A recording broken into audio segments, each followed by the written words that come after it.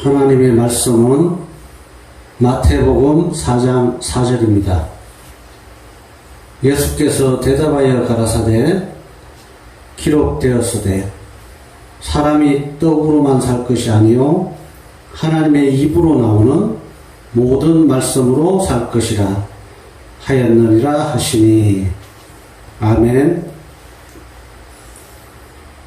예수님께서 본문의 대답은 광야에서 40일을 밤낮으로 금식하신 후에 시험하는 자 마귀가 예수님께 와서 내가 만일 하나님의 아들이어든 명하여 이 돌들이 떡덩이가 되게 하라 한 것 아닙니까?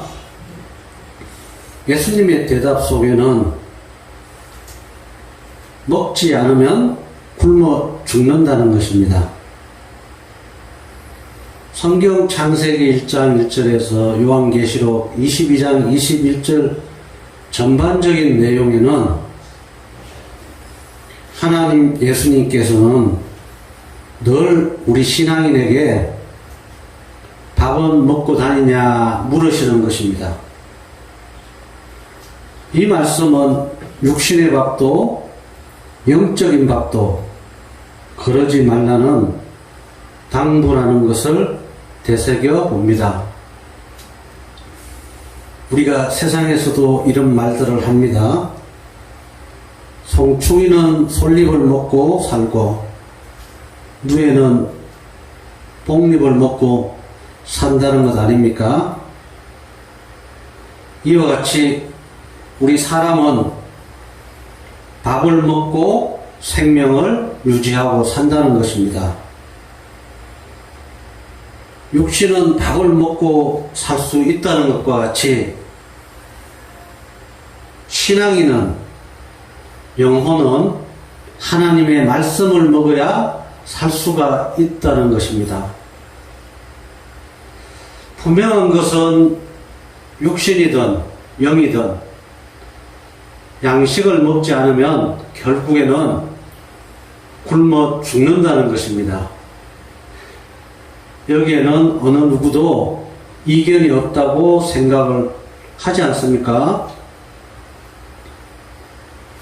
그런데 우리 신앙인은 특히 주의할 것은 육신의 밥은 삼시세끼 좋은 것으로 잘 찾아 먹으면서 영혼의 밥인 하나님의 말씀은 그러게 되고 등한시에서는 더욱더 안 된다는 것입니다.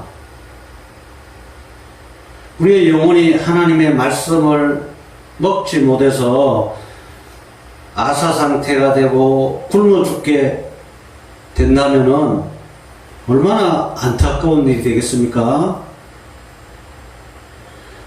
이와 같은 것은 배가 고플 때 먹어야지 우리의 육신도 영혼도 죽고 나면은 먹고 싶어도 먹을 수가 없고 먹는다고 해서 다시 살아나지 않지 않습니까? 그래서 우리는 육신만 챙기지 말고 영혼의 양식인 하나님의 말씀 성경도 날마다 묵상해야 된다는 것입니다. 요한삼서 1장 2절에 보면은 하나님께서는 사랑하는 자여 우리 신앙인을 부르시면서 내 영혼이 잘됨 같이 내가 범사에 잘되고 강건하기를 내가 강구하노라 하십니다. 이와 같이 우리는 영혼이 잘되고 강건함을 통하여 우리의 육신이 잘되기를 원하고 있다는 것입니다.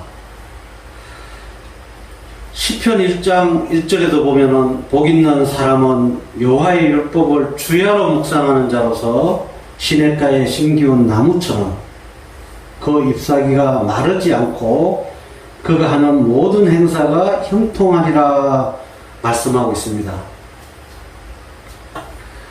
이러한 하나님의 말씀을 주야로 묵상하고 하나님의 영혼의 양식인 말씀을 먹을 때 우리의 모든 행사가 형통해진다는 것입니다. 그렇지 않는다면은 시편 119장 105절 말씀과 같이 주의 말씀은 내 발의 등이요 내 길의 빛이니이다. 하나님의 말씀은 우리 발에 등불이고 우리 길의 빛이라고 말씀하셨지 않습니까? 이러한 빛이 우리의 삶에 없다면 앞뒤 분간을 하지 못하고 좌충우돌하는 삶을 살아갈 수밖에 없다는 것입니다.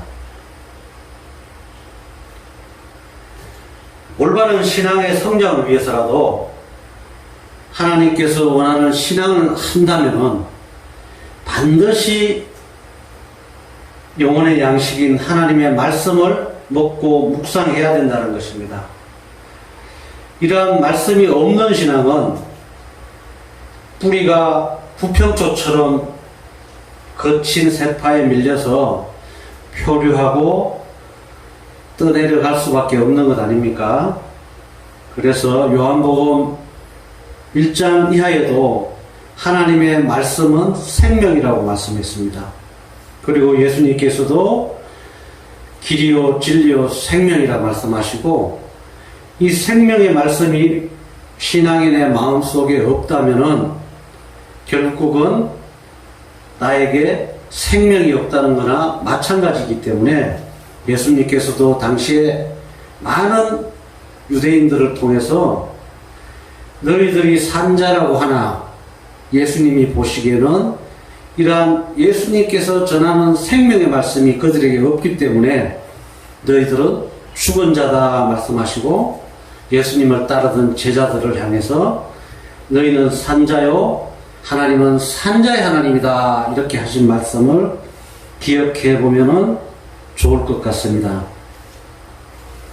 중국의 그 무디라고 하는 리랜드 왕이라는 사람은 1920년에 예수님을 영접하자마자 하나님의 말씀의 영의 양식을 먹기 전에는 절대로 육의 양식을 먹지 않겠다.